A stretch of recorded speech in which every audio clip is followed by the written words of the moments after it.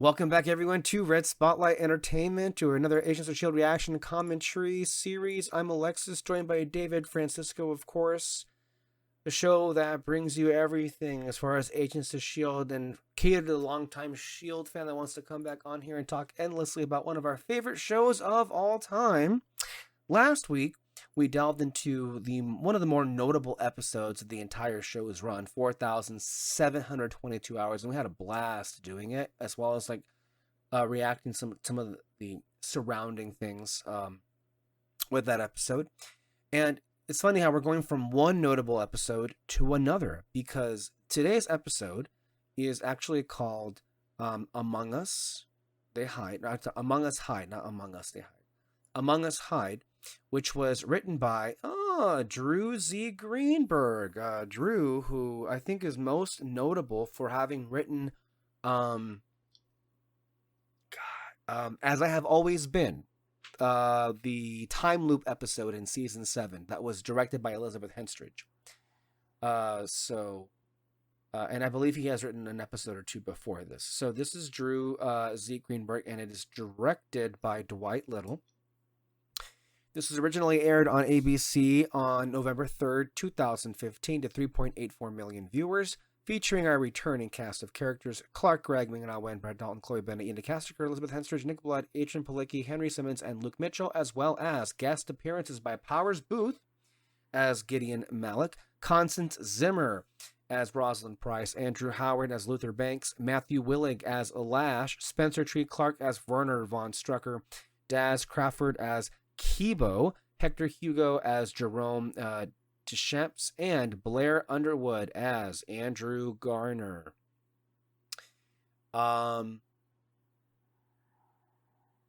This was the title of the episode is a reference from Fantastic Four number 45, which was named Among Us Hide, the Inhumans. That was first introduced Inhumans into the Marvel Comics. Pretty nice little bit of trivia there. That's cool. For that. And then what also makes this episode notable is this is episode 50. This is the 50th episode of Agents of S.H.I.E.L.D. Nice. Which is crazy because, I don't know. There are 136. So I don't know if we're close to meeting the halfway point. Maybe by the end of season 3 we'll be at the halfway point, but it's crazy to think that this is going to be the 50th episode that we're reacting to. So that's very, and I think they were marketing that aspect of it. I think it says here, to celebrate the series reaching 50 episodes, Marvel released a video showing cast and crew members discussing their memories so far. I'm going to see if that video is still up, because I would like to see that. While I look for that video, David, can we go ahead and get to some of the comments that we received last week for 4,722 hours? Sure. First one's from Gary Marshall. Wait. What is it? Oh, okay. Yeah. Got a long one. When the writers pitched... Ooh, really? Yeah. When the writers pitched this episode, they were highly doubtful that they would get the go-ahead from the network's execs. Thank goodness someone saw the sense of it all. And we're talent nowadays. We just... Yes. We had a whole long video about that. And gave them clearance to film one of the best episodes of the show. Credit should be given not only to Elizabeth and Dillian, but to the whole crew who worked in the 110-degree heat. Dylan. Yeah. Dylan. Did you say Dillian or Dylan? Oh, I said Dillian. My bad. I thought it was an I. The whole group worked in the 110-degree heat to bring us this marvelous episode. And because of the heat, each scene was only shot once or twice, which makes it even more incredible. There are a couple of deleted scenes in the DVD extras, most notably Will finding Gemma's necklace and him teaching her a board game he invented, a game he plays when he is grown. The attention to detail was well done, with the lack of previously on Agents of S.H.I.E.L.D. silent title card. Which startled me. Yeah. I forgot that wasn't included. So when you watch the reaction, I was like, oh, we don't got that this week. That's the first time they don't do that. The hour counter and the Target's birthday cake, you beat me to the reveal. That is only on screen for a second or two. A lot of people were upset at the Gemma Will romance, but if that were you, it would beggar belief. I think You better believe. I think so. You would not have the same thing. You would have done the same thing, basically, if we were on the same situation. Yeah. Also, Agents of S.H.I.E.L.D. being Agents of S.H.I.E.L.D., I think that they were going to subvert the whole triangle arc, as the initial idea was that Will would come back as Hive. And if Will, and if Will had have come back as Will, he would have done the honorable thing and let Gemma be with Fitz. After all, he is, as Fitz later says, Mr. Perfect. Which, yeah, I agree, actually. I think he would have been like, hey, you're back. You know, you're back with your Fitz. Maybe you would have had a scene where they were trying to make it work, but it's just like, hey, he's free now. He wants to go back to his normal life or something. But yeah. And next season, the boot will be on the other foot with the introduction of Ada. Yeah. Yep, that's right. That's the Ada in the room here. Let's not get to that point just yet, but I think it is really interesting to think about a version of this season where at one point they were going to have Will come back and be Hive. It's kind of hard to envision that, because when I think of Hive, I just think of Grant Ward's face, you know? But that would have been especially distressing. And I mean, of course, knowing this now, of course the writers would have thought to do that, because they're always thinking of ways to fuck with these two characters. And what better way to do that than to bring back the undead boyfriend, but with an inhuman god? I mean, that would have been something. But again, I didn't know any of this until, this year when we were reacting to these episodes. I'm like, you could have fooled me. I didn't realize any of this myself. But I want to thank, is it, what's the guy's name? It was originally Gary Marshall, but then changed it to Durla because I can't remember. Oh, okay. Well, yeah. Thank you very much for this comment. This is the kind of comment I'd love to interact with. And this just speaks to this person's passion for this show. And yes, I rubber stamp everything said there. Thank you for the engagement. Thank you for the interaction. And yes, it will be on the other foot, the boot anyway, next season. Next comment. Next one's from Serenity. I like this. If you think Chib's era of Doctor Who was lacking, I certainly had issues with parts of his era, but on the whole, it was actually pretty great. Then you're in for a rude awakening for RTD2. Somehow Russell ruined the Doctor, both companions and the series itself. It'd be impressive if he hadn't destroyed what he rebirthed 20 years ago. Let me say this. I do not fault Chris Chibnall for trying to take the Doctor in a new direction.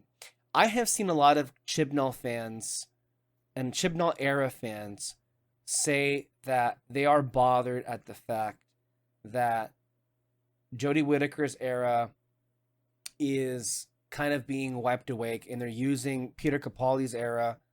I can understand the frustration with having a direct comparison. I will say, as a Moffat Capaldi person and not really as a Whittaker Chibnall person, hey, it sucks to suck. But at the same time, it's like I was very much excited. Oh my God, there's a cobweb here. Hold on. This is weird. Sorry. I'm like, I don't clean this place enough. Sorry, I was like, what is a cobweb doing in my goddamn lamp? Sorry. Oh God. When Jodie Whittaker's era was starting, I was so excited at the fact that there was a new guy, there was these new people. Yes, go in a different direction. I think ultimately the problem, well, there's a lot of problems. I don't think Chris Chibnall in his writing had a fully realized character in Jodie Whittaker's Doctor, and far less characters in the companions. They were not characters, they were objects, that they were just there for the most part. That was the problem to begin with. And then the stories from a writing standpoint just kept getting more and more absurd, more and more desperate. and a lot of the things that he would write were seemingly focused more so on plot than they would be on character, and that I feel is ultimately what he fundamentally missed about what this show and what made it good in the first place. I haven't seen R2D2's era, okay? I love how we're calling it R2D2. Yeah. Or RTD2, I should say, RTD2 in this era. I haven't seen any of that, but I can say that the 3 specials that he did reminded me of why I loved his initial era, was because of the focus of the character interactions, which is why I always watch the show. And if we're talking about Moffat and Capaldi, I will just say that at the time, as a Moffat and Capaldi era person, we were not appreciated either. And we were being directly compared to Matt Smith's era, and the viewership cratered because they cast an older gentleman as the Doctor and not some hot young guy. And let me tell you something, as somebody who's a fan of that era, we were very much angry with that situation too. So Yeah. I can definitely join you in being frustrated with that as well. I think ultimately, Chibnall's direction was not the right way to go because he didn't have any vision. I couldn't even tell you what the direction he was going in. Whatever he was doing from a writing standpoint, from a character standpoint, wasn't working. Mm-hmm. And then with RTD2, it seems like he did have a vision, but it seems from what I hear and read, he was hinging on a 3rd season that may or may not even happen. And I heard that Disney no longer is involved, and now that they're going to be shopping it to either Apple or HBO or Netflix, or in the running for to get the streaming rights for, and to also co-finance the 3rd planned season, which at the very least, I hope he gets that 3rd season. That way we can see the full vision for what he had in mind, if he says. But it also doesn't make any sense when you got rid of your Doctor already. And then you have this, I don't know what the other season's going to be if you already dumped your Doctor. And I don't blame Ncuti Gatwa for leaving because of the uncertainty hanging over his head. I get all that. You've seen the episodes, David. Yeah. Your comments on this. No, yeah. I very much liked these last 2 seasons that have come out. It mainly just, there are problems for sure still. For plot-wise, there are some problems. There were... just a couple of things that I kind of just agree with certain characters saying things. I don't want to get too specific about it, but overall, I just enjoyed it because it was actually really fun seeing this Doctor interacting with his companion. He was just so excited to go on to the next adventure and everything. I'll say this. That was the episode where he goes back in time to see the Beatles. It was the companion that suggested, I really want to see the Beatles. And he's just like, that is a great idea. Everyone keeps suggesting to go to Mars or something like that. It's just kind of, his excitement for that got me excited for just those 2 companions and all that. And I really liked where he took the Doctor in the end of Ncudi's first season. It was taking the character at a different direction, and one that I was actually very excited to see. But sadly, that was short-lived. So, yeah, that's kind of the disappointing thing. And it is kind of weird. I actually never heard about that. The whole his whole story hinging on the 3rd season. That seems kind of weird. And that's what fans are speculating online, is that there was a vision, there was a trajectory, but that it was hinging on the 3rd season. He had planned 3 seasons, a roadmap of some sort. But it also doesn't, I don't know, maybe that was his plan, but I don't think it was in the cards for him to lose Ncuti after 2 seasons. I think he was planning on staying with Ncuti for at least 3. Oh, for sure, because there's a line at the end, towards the end of his episode, final episode, that for sure implies that. And yeah, I think I was gonna say something else. But that's one thing that I find weird, is hinging on the 3rd season. I feel like he could have. I know what it is. I know exactly what it is that he wants to do for the 3rd season. I still think you could have cut it short and kind of moved it along, but still. Yeah. With these last 2 seasons, it was just super fun. That's all I can say about it. With Chibnall's era, it just didn't feel fun. The companions were pretty stale for me. And I don't know. It just, yeah, I mean, it was just basically that. Like, it never really felt like the companions were going to like go off on this other fun adventure. Unlike the life, the character, it just isn't what it was. I think the last dynamic that was truly worthwhile was Peter Capaldi and Pearl Mackie as Bill. Those are the last two where it felt like they were like friends and fully realized, and the magic was just there. Everything else since then has just not felt the same. I mean, you had it for a brief moment with like David Tennant and Donna, but like, well, duh.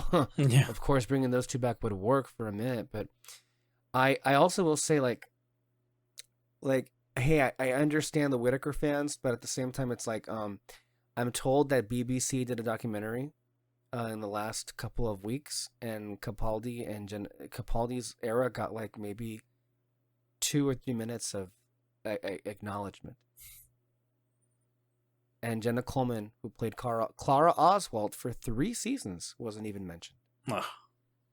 She's actually my favorite companion. So that's right. So it's like that just tells you like, look, there are some really passionate Capaldi era fans out there, and I think they need to be. I'm sorry to say, but they need to be passionate, because clearly the powers that be, the higher ups, BBC, don't consider the Capaldi era to be anything really still. So that should just tell you that. Okay, before we begin the episode reaction, I actually found something. Did you get the link? On the messenger? I sent you something. So they actually filmed, and thank God I found this in the show notes on the Wikipedia page.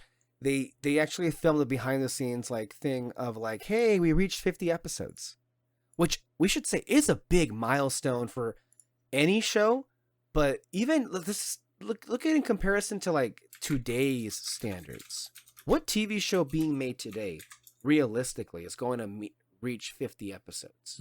50 episodes. What was my favorite part? So it blows my mind that we are celebrating our 50th episode. It's been such a journey on Agents of S.H.I.E.L.D., and I have so many episodes that I love. It's kind of like Sophie's Choice, trying to pick one. But of course, I'm going to be absolutely selfish, as an actor should be, and say the May on May fight scene. That was so much fun. It was so awesome. I loved doing it because it was just more of me. Okay, I'm gonna stop being sarcastic here. But I did really like that fight scene. Okay, wow. My favorite moment. Rhett's favorite moment is kissing me. Right? That's what you were gonna say, right? Yes. That is what I was going to say. I was actually going to say my favorite moment was with Ian, but You didn't. But I'm a good kisser. Yeah, right? And we also had that kissing moment in the closet.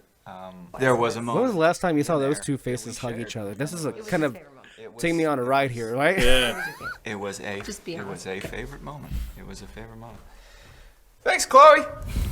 I think seeing the moments where some of those original people who first showed up on this journey with me, the incredible Brett Dalton and what he's done, creating one of the most amazing villains in the Marvel Universe in Grant Ward, Chloe Bennett. You see what you can do when you let your villains live? I mean, you can take them far. Creating a now iconic, powerful woman character who's a role model.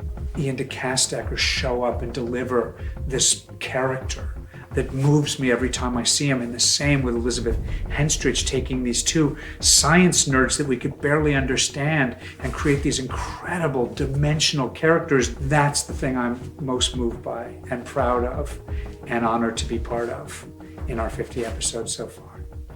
Well, my favourite moment was, of course, meeting Fitz and Ian. But our first scene, I feel like, was very fun and very memorable. I was in a pink shirt, and I think you were in, well, I actually forget what you were wearing, but it was very fun, and I just, felt like, this is good. We're a little duo.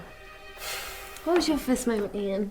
My favorite first moment Favorite, yeah. was when I met a specific girl for the first time, and she was so smart, and funny, beautiful, you know. And I remember the first time I stroked her hairy little face, you know.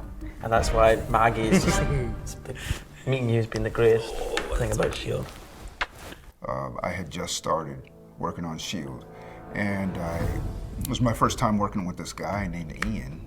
It was good because Fitz and Mac, the chemistry that they have together was wonderful. It was just easy working with him, and it was a lot of fun. But I guess it was a great moment for me because it also started a friendship that I have with him. He's a great guy, and he's a good friend of mine. So that's moment number one. One of the most important moments for me was when Marissa and I were allowed to ride in the flying hydraulic Lola. We were doing a skydive sequence with Sky at the time and Coulson, and they had rigged this apparatus. The only way I can describe it is you will just show it right now. That seems like a lot of fun. That's so cool.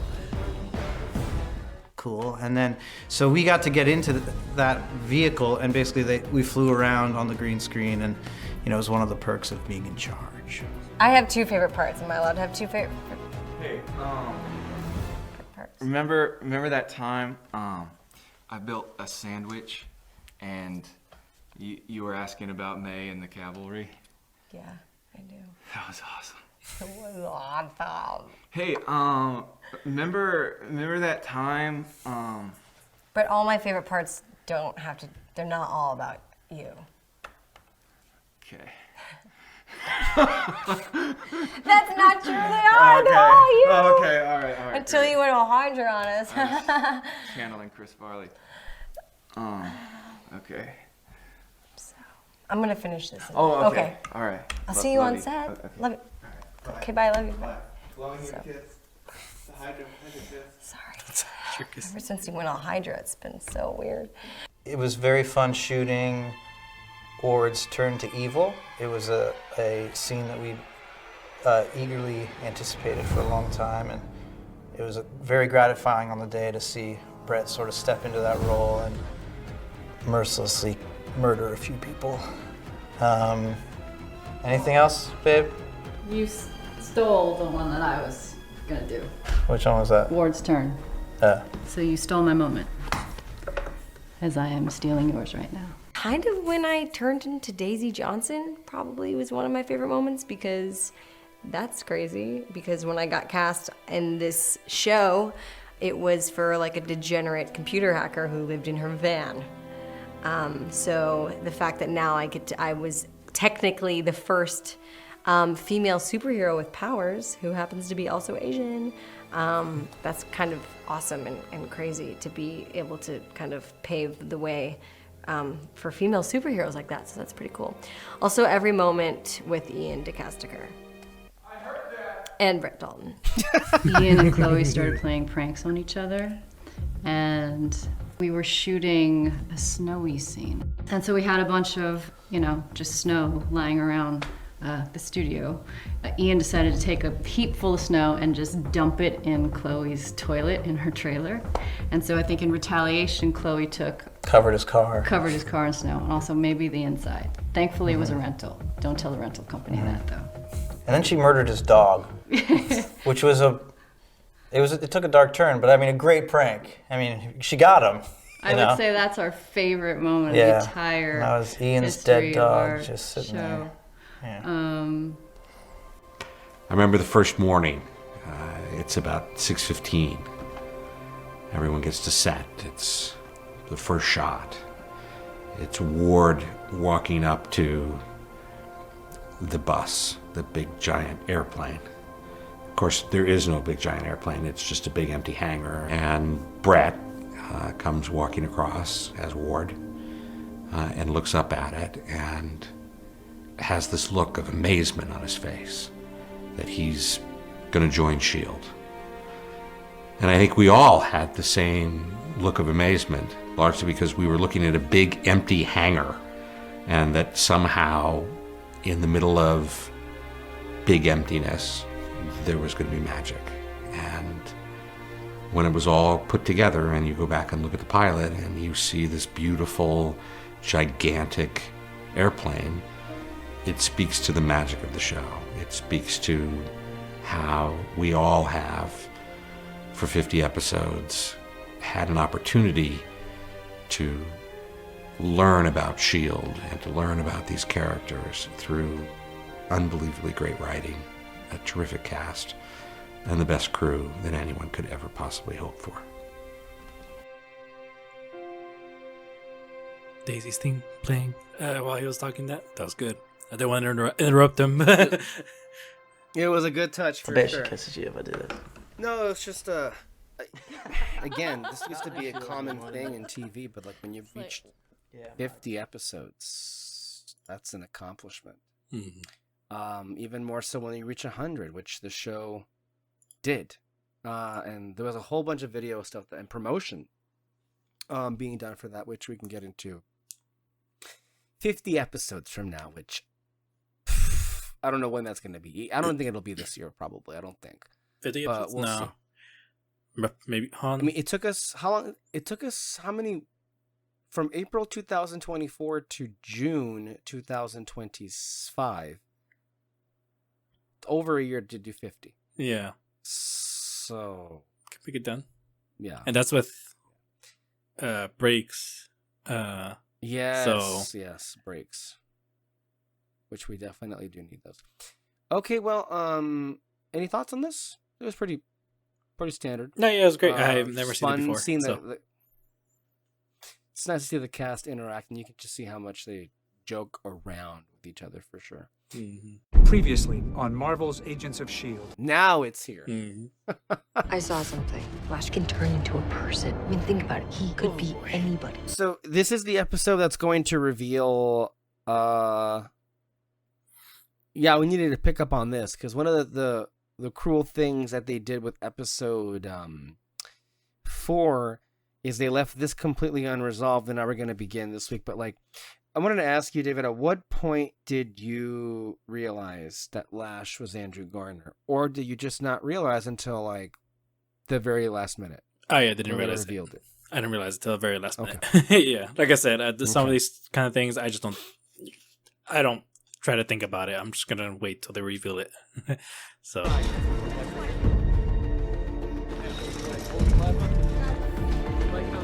But I mean, So it is. here we are. It is cool, like rewatching it and kind of seeing little things here and there. Like I remember when you pointed out when he looked at that one woman that can multiply and all that. Alicia. Yeah, when he was looking at her, yeah, you can think it's like, oh, he's probably worried about her. But it's also like when you look back on it, it's like, oh, were you like debating to kill her, or were you like trying to hold back whatever monster you have and all that? He had a S.H.I.E.L.D. agent tailing me. The man saved my life. He gave me time to find cover, and he must have caught Alex off guard because nothing went exactly as planned. It's a good alibi, though. Mm-hmm. It's a good story. Kind of makes it a little bit more believable, because at this point, I'm still not even suspecting. Yeah, for sure. At all. Good. Then put me on it. Let me go after him. Are you back? I'm thinking I'm back. Because you let him in. You were sloppy. I followed your protocol. He killed him on to get close to you. He wanted you dead that much. They all want me dead that much. I wonder why, Ward. What did you ever do to them? Sir, is May really back for good? I'm not sure. Right now she's out for blood. Yeah, she is. Just watch this.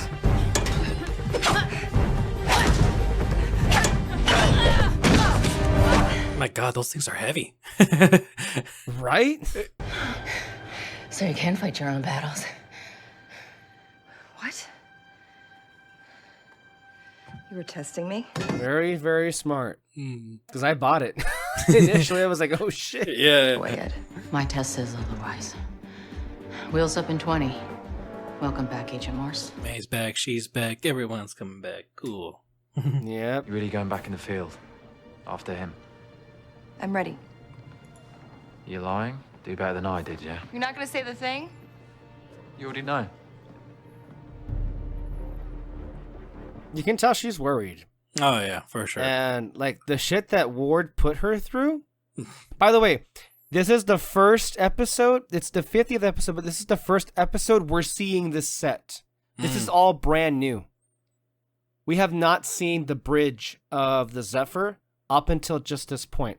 We've hardly really seen the Zephyr really work at all this season. We saw it being shown off in the first episode. Yeah. But they were only in the lower floor with the containment module. So this is a brand new set, and can I just say, looks amazing. Looks good. I really love this. Mm-hmm. And the red's a nice touch. I was actually gonna mention that. It's like you think all that red would have made it look super red, because I actually noticed this with in Doctor Who with Matt Smith's era with his first TARDIS, how like it's very orange red, like their faces a lot of the times and all that. And it never bothered me at first, but when looking back on it, I'm like, dang, it's kind of weird and all. But this one, they're doing a really good job with the lighting. I'm aware of Grant Ward. He was once an untested youth too. Everyone has It's a good thing with the camera work. You can tell that they knew this was the first time they were going to show off this set, which we're going to see for a lot in the future. So like they were giving you a really good eyes viewpoint. And so this is the first scene that we have Powers Booth playing Gideon Malik, who we first saw in the Avengers on the World Security Council. Pretty cool tie-in there. You know I run a spy organization, right? And you know we agreed to share information, right? What I get is that it's time to see this facility. No more delays. I'll stay with you. When the emergency's done, then we can go. You can't. Not where I'm going. Oh, so we're not sharing information then? Because you kind of just made a whole thing about that. Got her. You kind of just made a whole thing about that. Mm-hmm. How do you respond to that? But then also too, it's like, come on, this could have been a lie. You know that, right? Anyway, this guy kept Simmons alive. I owe him. He deserves my help. Just because he kept Simmons warm for a few months with fire. Not just with fire. Mm-hmm. It's Lash, Lash. the inhuman killer monster. Oh, right. I heard you had a run-in with him. Glad you're okay. That is what I don't understand. Why am I okay? Did you hear you had a run-in with her? Mm. Or you just... Did anyone really tell you that, or you just know? He changed into a guy. A regular guy. You saw him? Did you get a good look at him? No, just a shadow, but still. I didn't know that was possible. Me either. See, the thing that really works, as far as like this deception, is that what we know about Lash is that he kills every inhuman he comes across. And if Andrew is Lash, why has he not killed Daisy? So I think to me, it's like, that's why I never considered it'd be anybody near her, because he just kills Inhumans, and she's an Inhuman. He's got access to everything the ATCU learns about Inhumans. We should tail him. Already got a van ready to go. Full surveillance package. Infrared scanners, one-way glass. Perfect. Let me get some things. I'll drive. I mean, please. Poor Hunter, man. My He's God. Just Just like, like a someone stray take puppy. me, please. Yeah. Right? All he's doing is just bothering everybody. Safe deposit box. Here's her account number. At this point, he's already pissed off Colt May, Coulson, Bobby, Fitz. 准备好你的指挥棒? Ms. Wong likes your tie. Did you see that look? That's Come on. funny. It's funny how like this is I think the only instance where May's like not pissed off that she's undercover, because she notably does not like undercover stuff. But as we'll see in a couple of seconds, like she's like very quick to drop it when she realizes it's not going to like actually advance anything. Oh, some spy gadget stuff. It's always cool to see that.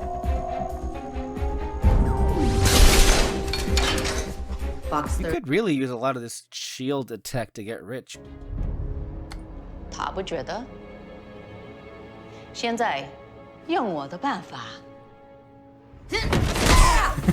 God damn! I love how the way that was shot, the full force of that kick, like he just like flew away. Flew back and like it was What a force of nature. He was part of an elite anti-alien task force after New York. Of course he was. Anti-alien task force. I wonder if he was part of the group that ultimately became the Watchdogs, which we're going to get to pretty soon. Anti-alien task force. It's the first mention of that this season, I think. Sorry about the circumstances. We'll do our best to make sure we find whoever broke in here. Someone broke into your home? Any leads? Not yet. Looks like the guy was scared away by your very impressive security system. All right, if we take a look around. Well, just imagine, what do you think those cops are thinking? Like, what is it with these two? We have to be stealthy. If he catches you, we're toast. Coulson is in the belly of the beast. We can't tip off the ATCU that we're onto. There must be some I way love we this can part keep... that comes in right now. Fucking Hunter just takes over. What the... Hey! Oh. Come on! That's funny. So much for stealthy. That was a funny reaction. It's just like, are you kidding me? Dude, stop doing this your way. This isn't a med lab. We don't have the equipment to draw Banks' blood. That's too far. There might be a small anger issue. Just pass me the swab. I mean, it works. Yeah, it works for sure, but there was still a better way. Even if it was to fight him, there is... Oh, yeah. Oh, yeah. Like, it could have just... It's a great moment of comedy. He could have just, like, faked the fight. As soon as he gets a good knock into him, get some blood, then he can be like, oh my gosh, you're too, badass, and he runs away or something like that. I don't know. Yeah. Maybe it's our PhDs. Makes them underestimate just how strong we really are. Might just be. Those two are getting great scenes together. That's awesome. Unusual for thieves They to really break in are. and not take anything. Lucky me. You got a point? I don't know. If you were looking to earn some sympathy from me, soften me up, say, a stage break-in might be one way to do it. You're right. No reason at all. You want to go see the facility? Fine. Let's go see the facility. You could have eaten it on the way. I mean... You really could have eaten it on the way. Yeah, right. Like, I don't like the idea of just throwing it in the trash can. Fake identity for Von Strucker. My work is better, just for the record. We know. Right. Well, one ID matches the name on one Strucker. Fitz is on it this episode, man. He's doing that and the portal thing at the same time. While Stepping staying in the up. same place. Yeah. There's nothing to discuss. I was treating fighting as a last resort. Usually that's good. Well, usually the computer stuff is all for Daisy. So it's really interesting how they just keep switching the roles for these characters and all. Yeah, yeah. What Ward did, you think that was just experience? That can make you stronger. Let it. Because next time, talking our way out may not be an option. May was like the perfect person to tell her that. Mm-hmm. Like, there's like no one more qualified from that standpoint of like getting over traumatic events in the field. Using Von Strucker's son as a pawn when he shouldn't even be on the board yet. You see, that's just typical of guys in your generation. You don't even know the game I'm playing. Von Strucker is more than just a pawn. And now he's a liability. He knows too much. Just tell me if I'm wrong. That was cool. That was... Yeah. Yeah, he's really Yeah. good. When I come calling that I chose a side. And we're still not even sure what game he's playing just yet, and neither Yeah. is Ward. But yeah, this is the first episode we're being introduced to Gideon, and we're not... Okay, let's see how this goes. And it's not something I think we thought would really appear itself just yet. This funny line that Daisy just like using one of Fitz's new dwarves, and then just stealing it behind Fitz's back is a little funny thing. But yeah, we haven't really considered about any other Hydra bosses because so much of this season's like, oh yeah, Grant Ward's just in charge. But no. Mm-hmm. And then ultimately, are we really convinced that is this really what Ward is looking for?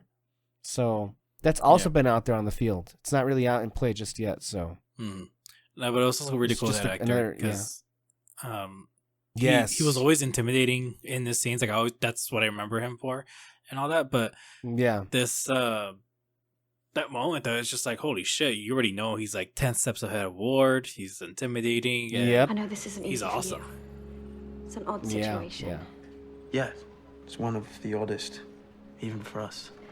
Fitz, if you knew well, you'd understand. I promise you. Gemma, that's the thing. I am gonna know. It's not even a question. Oh my god. This is torture. He's too good. Is that a person? So yeah, this looks pretty bad. And I think we're meant to feel like, what the hell?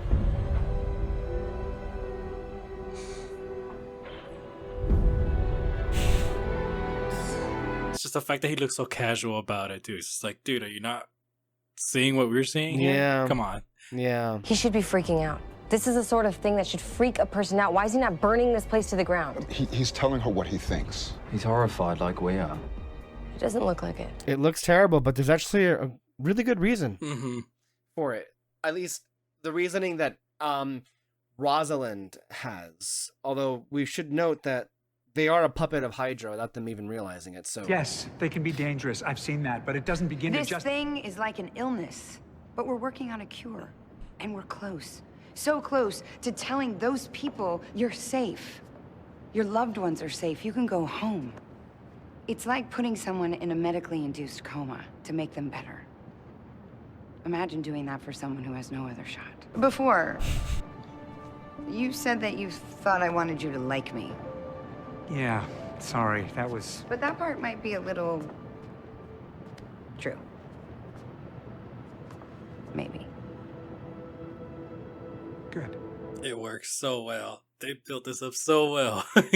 They really did. Yeah, I gotta say, I really do love Rosalind's explanation, and I love that she is a person with a heart. I mean, the whole time you're kind of thinking to yourself, okay, when's the shoe gonna drop? Is she gonna be like a twist villain or something? And it's not it at all. Like, not that at all. Also, I love how we cut to this after that. Which is like, we have this like wonderful tender moment, and then like, oh, here we are. Here we go.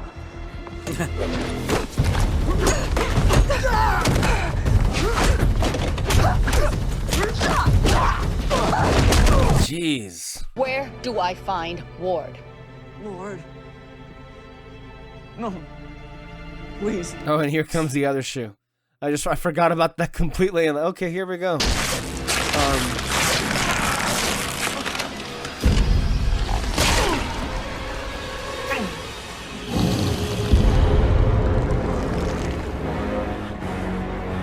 The face, the CG on the face worked really, really well.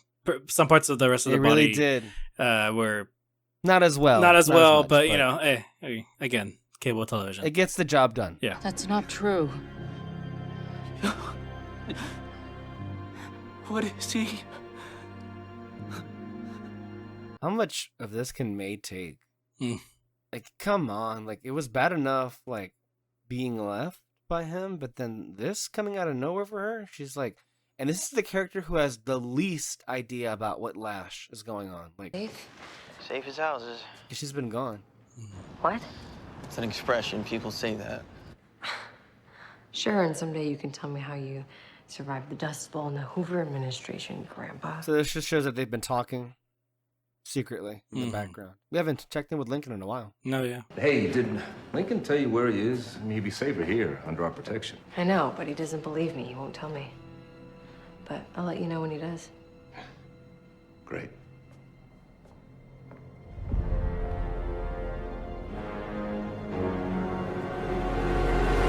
He was really pushing at that on that one.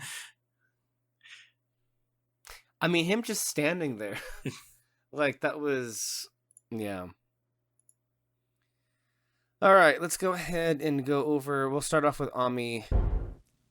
Okay, like, literally as confident as I was after last week's episode that it was him and all this, because, like, all the little beats were there. The thing I still don't get, and obviously I don't think we're meant to yet, because we are only just now confirming the identity, is why. Like, again, we talked about, or at least I talked about, like, you know, is he aware? Is he conscious when he's transformed? Like, is he still him? Is he still doing these things? This answers that question, at least. At least he is conscious. When he transformed back, he still had the wherewithal he needed to create a cover story, and he blew that place up. And then he told the lie. Oh, not even a lie. He told the truth. Like, what he said happened, but there's obviously a lot being omitted. But he is also picking and choosing his targets. Like, he's not after Daisy for whatever reason, and I think that has to be because of their familiarity.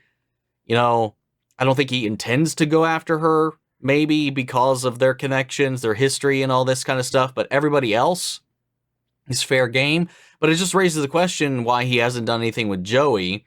Obviously, they're in custody here, so doing it here would be very, very difficult. But then he's also trying to get them to bring in Lincoln. He's like, hey, he'd be safer here. Wink, wink, nudge, nudge. Just kidding. Like, so he wants him within range, and he wants Lincoln. So if he's not here, he wants to at least know where he is so he can go find him. So, like, I don't know. I'm not going to linger on it too much any more than that, because I don't think, again, like I said before, I don't think we have enough pieces of the puzzle to really speculate too deeply on at least his motivations. But that transformation was really, really wild. The transformation looked really clean, and it didn't look as out of place as I've seen in like other shows and stuff like that, especially around this like budgetary realm. I was honestly really impressed with that transformation sequence. You know, on top of being able to kind of see it, almost like a werewolf kind of thing, as he's like shedding his clothing, and you could see his face meld and contort, and then the hair, the spines, the tendrils coming out. What a great reveal after them hunting down Strucker here, and then him basically telling the horror stories of what he saw, what he witnessed. And then this guy that he ran to, who, again, like a lot of these Hydra guys, outside of a handful of them, I don't remember if I'm supposed to know who that guy was. So I don't remember him from the movies. I don't remember him from previous episodes. So if I'm supposed to know who that is, if that was our introduction to him, let me know. I just want some clarification on that. You know, I'll admit when my memory obviously does not work the best. If my memory of this show for the last 2 seasons is any indicator. Anyway, this relationship between Rosalind and Coulson is really interesting. Like, obviously, their banter, their back and forth has always had a little bit of an air of flirtatiousness to it, but I feel like we're really leaning into that here, as they're actually trying to build this camaraderie, this relationship with one another here, as far as their intelligence organizations go and their communication and cooperation goes. But it's opening up a little more personably now, especially when we got this backstory of hers and her husband, you know, assuming that's true. But I don't see what reason she would have to lie in this moment, especially with what he was shown at the at her apartment, at her home. But who did break in, and who broke in and didn't take anything? Is there more to that conversation to be had? I'm curious about that. But I think, like, obviously, because our team doesn't trust her or her organization in the slightest, from their point of view, because they're not hearing the conversation, what they just saw is going to escalate those tensions and kind of reaffirm what they're worried about, and then also kind of maybe even cast doubt on them and what Coulson's doing, because Daisy's already been really not okay with him getting as close as he has been to Rosalind. Like, it's been uncomfortable for her. It's almost like when your parent starts dating other people. You know, you're like, that's not my mom. I'm not going to take no orders from her. Yes, from that point of view, it looks really icky. And, you know, without the context, it does feel a little, it is still questionable. It is still very questionable because, you know, is there consent involved? Because it didn't really seem like it. And even so, like, there is the idea of, like, well, they could potentially, without any control of their powers, kill their loved ones themselves or more other people. So it's just this weird gray area that they're in with how to handle this situation. And it's not like she's killing them. She's just holding out hope for a cure. She says they're close. Our team entertained the idea of that. Gemma had talked about that before, but we've seemingly dropped that altogether. And I can't remember if that was because we just decided not to pursue it any further or because she was unable to do that. I don't remember which. I know she wanted to go that route, but we just kind of got rid of that whole thing. Like, I understand the sentiment. I think, like, Hope, I don't know if he's going to be able to sell that to the team. We'll see. We'll see. We'll see. I like the whole spat, like, with everything with Hunter that's going on and the way this all really has him shaken, and how the last episode's fallout has really kind of shaken his trust with the team as well, or not his trust with the team, but the team's trust with him. And I don't know, like, I understand where everybody's coming from. I understand his side of it, but I think personally, if it were me, probably would have tried to back off if it would, not put Andrew's life in any more danger than it needed to be in. Ward can wait another day. We got to him one time. Even though it'll be harder the next time, we can try again. And Ward's playing his own little chess game out there, and I'm not exactly sure where he's going to go. It's Ward. There's no predicting it. There's no predicting what he's going to do, man. I got to give up on that, so I'm not even going to try. And then we got May, who in this situation after what happened, now she's basically taken over. Like, Hunter came back kind of deflated for failing that. He failed his vengeance for Bobby. And he came back, carrying this guilt and this weight that he took this shot and endangered Andrew and still didn't even get what he wanted in the end, which, like, just exacerbates the tensions even further. And now May's just signed right back up. She was on the fence. She was trying to get away from everything and reluctant to ever come back after everything that's happened. But now it's just like, okay, well, now I'm after this fucker. He's going after my family. He's going after Andrew. I'm going to get him. And then she pulls Bobby out in this thing. He's like, hey, you stop hiding behind the test results. And I was thinking that this was going to be like showing just how May's going too far now herself by ignoring, the science, the numbers and stuff like that. Taking away Bobby's excuse is the way she was putting it. But, like, what if something actually went wrong? What if her lung capacity did give out? I thought that's kind of what was going to happen, but they didn't go that route. Bobby won out in the end, outwitted her aggressor, and electrocuted the fuck out of him. I'm curious to see if that's going to keep evolving or if we're fine with that. Meanwhile, Simmons and Fitz are still trying to figure out how to reopen the portal. He's running simulations. Now, I don't know if he says we'll get there, we'll do all these things. I don't think the implication was, it crossed my mind, but I don't know if I was misreading or misunderstanding. Obviously, he's looking into this guy. While it is kind of bothering him a little bit, naturally it would. And he's like, hey, I will find out what this guy is like. Now, it's one way or the other, whether he's looking into the guy's past or it's going to be face to face. But I didn't know if the implication was, because I got a little bit of mixed signals on it, is if he's running these simulations and none of them has succeeded so far, and that he's going to keep trying. But, like, is he drawing it out, or is he legitimately, like, doing his best work here, trying to make sure this works? Or I don't know. I got it was like the way that, I think it was the music and the editing and a little bit of the performance in the moment that made me question whether or not he was being forthright there.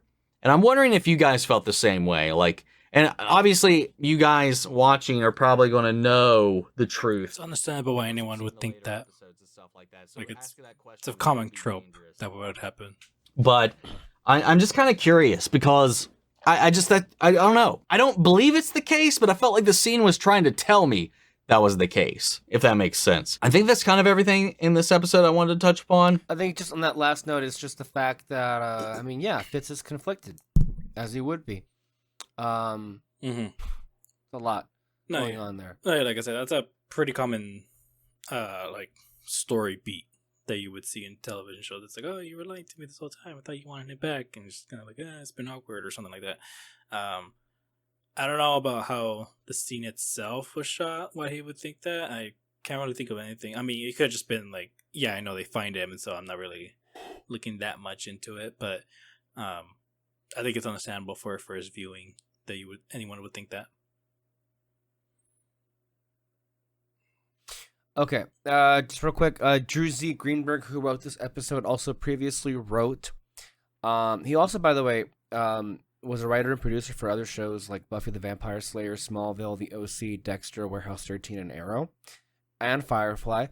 He has written 3 episodes before this: Face My Enemy, that's the May vs. May episode, Who You Really Are, and then also the Dirty Half Dozen from last season. So, Now let's go ahead and look at some of the Reddit reactions that we have here. Andrew Lash is confirmed.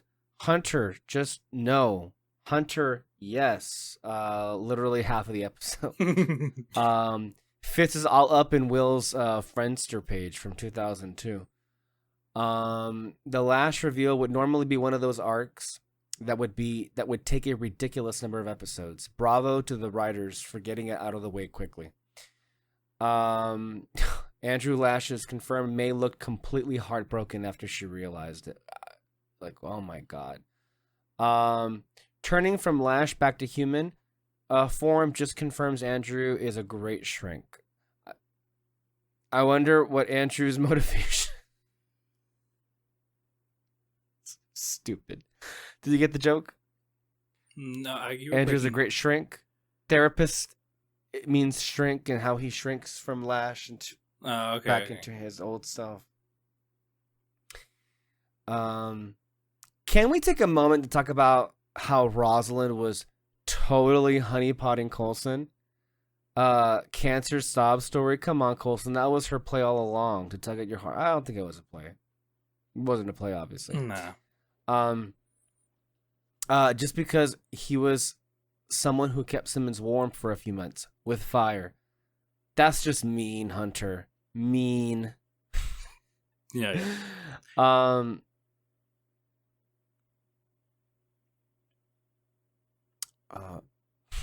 So does Rosalind like Coulson, or is she just playing him? Also, why throw away the burgers? Yeah, exactly. We're all on the same page about that. Like, why throw away the burgers? No, she likes Coulson, as somebody else just said. This week, Agents of S.H.I.E.L.D. maintains its seasonally black man death quota by revealing that Andrew isn't a black man at all.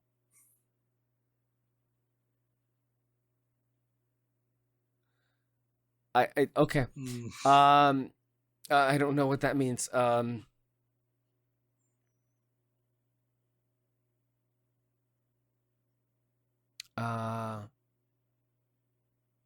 Okay. Let's go ahead and go over to Eric Goldman, IGN.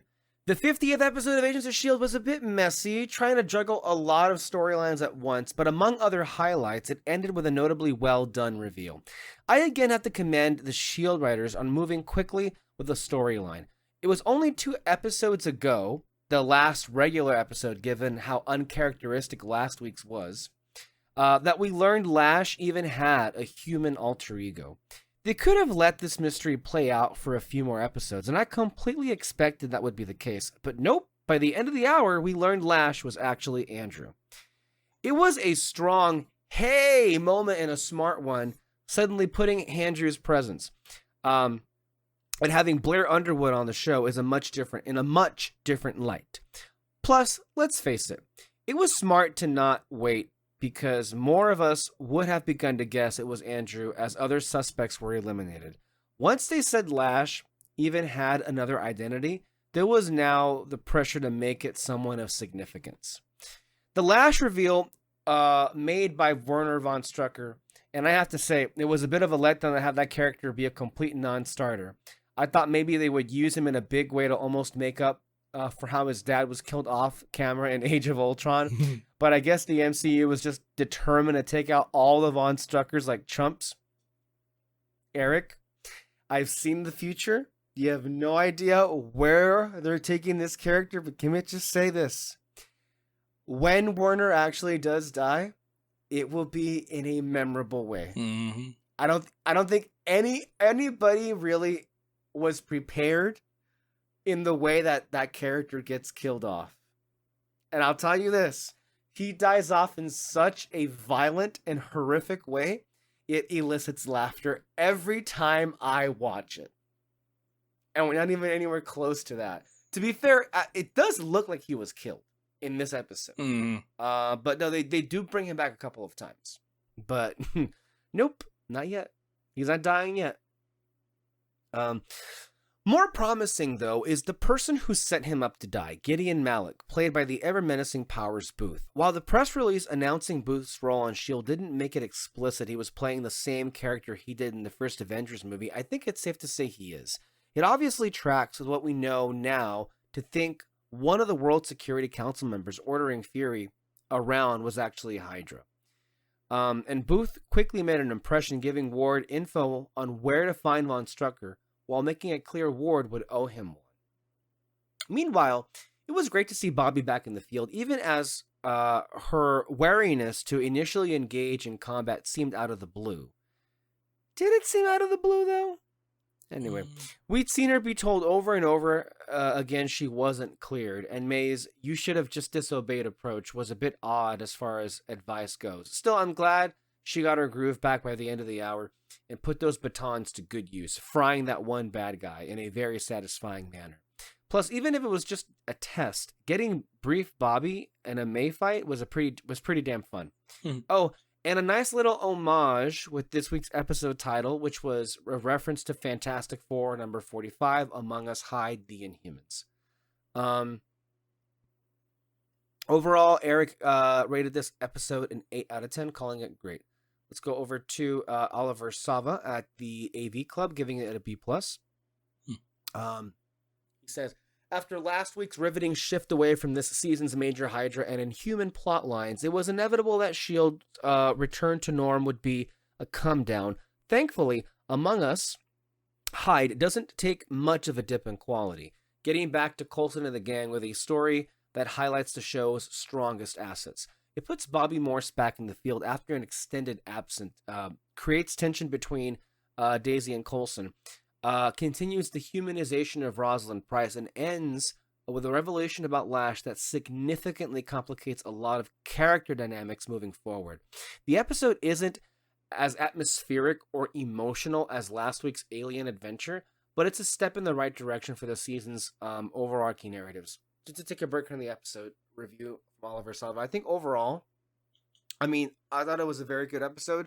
But I think it's very fair to say that there was a lot going on. This was definitely one of S.H.I.E.L.D.'s more mechanical episodes, in that this is one of those episodes where we got to get things moving in a certain direction, and they are juggling a lot of characters.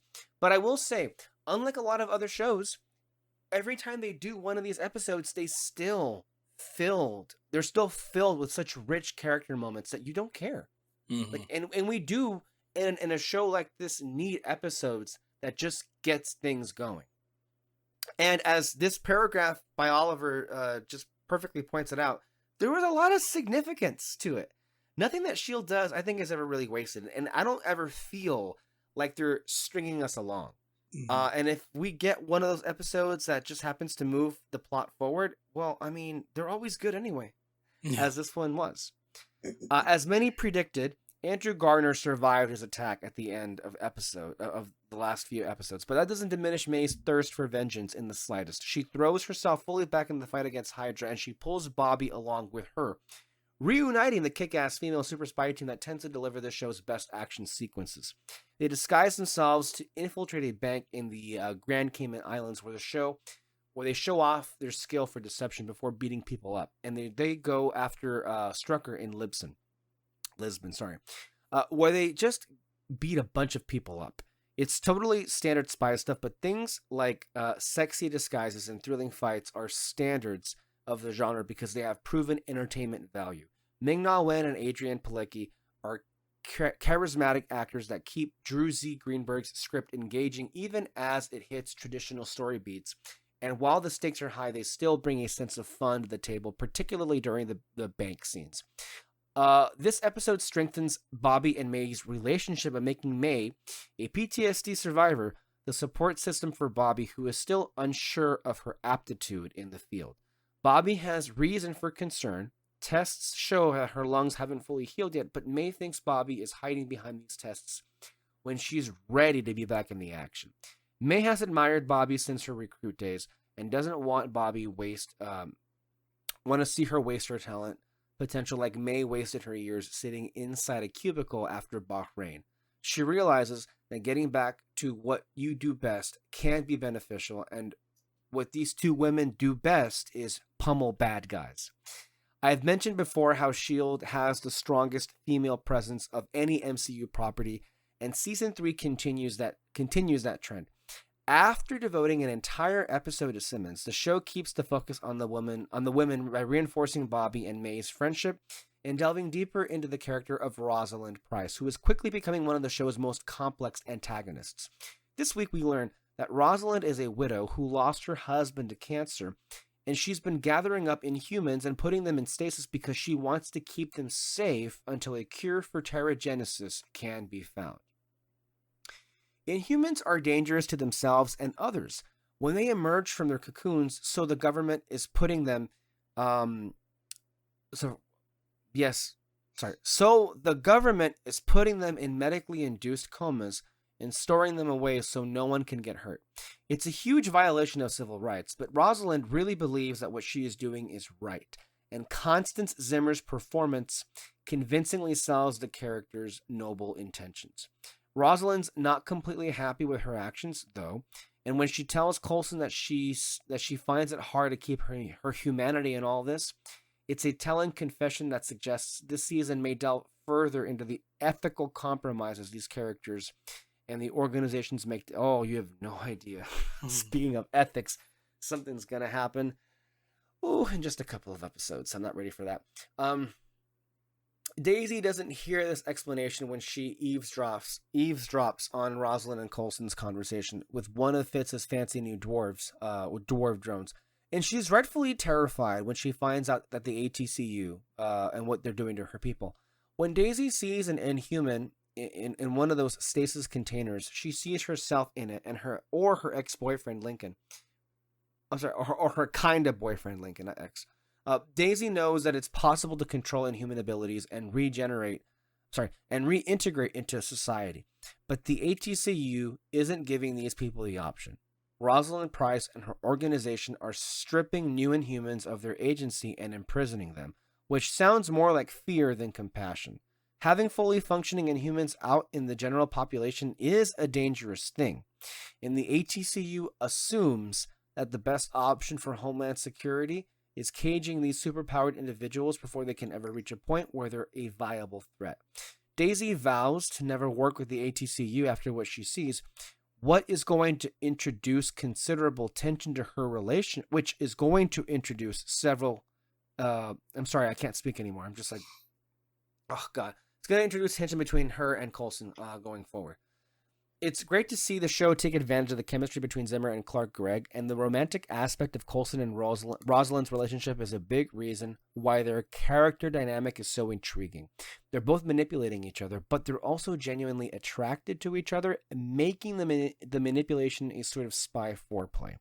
Coulson openly acknowledges that Price is humanizing herself so that he'll let down his guard. But what if she's telling the truth? What if she's actually wounded? A wounded person she's pretending to herself to be. She's presenting herself to be. I can't speak, sorry. And what if that person is attracted to him and his own wounds? Maybe Rosalind picked up burgers from Coulson's favorite joint to butter him up, but maybe she did it as a peace offering, getting him his favorite food as a way of showing him how well she understands him and likes him. Even though the writers are successfully humanizing Rosalind, there's still the element of ambiguity in her motives, which maintains her threat level as her personality softens and becomes more empathetic. S.H.I.E.L.D. has a history of threats from within, and history repeats itself with Andrew Garner is secretly Lash. May learns this from a dying Von Strucker. The CGI Lash has a more gargantuan physique than a very large actor, Matthew Willig, and it gives a stronger impression of Lash as an inhuman monster. The hair on the CGI Lash also looks much better, which with thick spikes that replicate the look of the character as drawn by creator Joe Madureira. The transformation is a visual effects highlight for the series, but the most exciting thing about the Andrew Lash reveal is how it alters the established character dynamics, giving this season another villain that has strong personal ties to the rest of the cast. All of this season's antagonists, Lash, Rosalind, Ward, have intimate relationships with the heroes, and those bonds have made the conflicts more captivating. Lash was bland when he was just an inhuman killing his own kind, but making him a member of the S.H.I.E.L.D. family realizes his villainous potential by significantly complicating his story. I will say, not to bring things down, but I do think Oliver touched on something really well as to like why the villains have worked so well with S.H.I.E.L.D. And I also will say, I do think this also highlights why the villains in especially the last season don't work as well. I do think the weakest thing about season 7 are the villains, Sybil and Nathaniel Malik, because I mean, you can say Malik kind of tangentially is connected to S.H.I.E.L.D., but only because of his family through his father and then also his brother. But what made especially season 4 so masterful was the fact that Ada and Radcliffe were connected to S.H.I.E.L.D. And herself with Fitz and Simmons and all that stuff. And I do regret season 7 not putting in as much effort or just dropping that aspect completely. I'm not saying that they weren't good or fun villains, but I do think they were lacking. And part of why they were lacking as far as villains are concerned is for this very reason that Oliver was pointing out just there in his review. And I think that's it. Thoughts before we close out today, Dave? On any of what was just said? No, I mean, it was all really, really good. We, reveals and all that. I loved every character interaction. We weren't really, I feels like we didn't talk that much in this episode, but that was only because, like I said, all the interactions were so great with May and Bobby, her trying to get her through this. It's so funny that this whole time she's been, taking the physical therapy. She talks to Fitz about, getting through this whole thing and all that, but it just took May to be like, get up and to just push her enough to finally go back. I love the conversation with Fitz and Andrew. Their little therapy sessions. And it's funny that no, I said Fitz, didn't I? You mean Gemma. Simmons and Simmons and Andrew. And I love how Simmons was the one in the chair, basically giving him therapy in that moment. It's just like, they have a cool friendship. It's kind of insane just how much, different all these interactions are. The last two seasons, sure. it was always the obvious thing of Fitz, Simmons together and May and Coulson together. But now, they know they have a great thing going on with every character that they have, and they're really having fun with it. Just, I don't know. I'm so curious, kind of what made them lead into having these certain interactions with Mac and Daisy working together. I'm sure it must have been fun trying to fit in Hunter with everyone else. Trying to see what's gonna work, and they made it funny. It was again another good episode. I mean, I've maintained that there's no such thing as a bad episode of Agents of S.H.I.E.L.D. I think they're all just very entertaining, which I think also speaks to the longevity of the show and why people continue to come back and watch it, because what the team, the writers' room, the producers, and the actors, and of course all the other crew members, what they were able to pull off week in and week out is an experience that was definitely worth your time. And I say this as somebody who watched every single episode, all 136 episodes of the show. Every time there was a new episode, I was there. And rarely, if ever, was I disappointed with what I got. I feel like every episode was just hitting. Am I saying it's perfect? No. And we've all said to it, there's definitely plenty of things. But perfection is overrated, isn't it? Anyway, I think we're going to go ahead and close things off there. Thank you all so much for tuning in, and catch us back next time, guys. Bye-bye. Bye.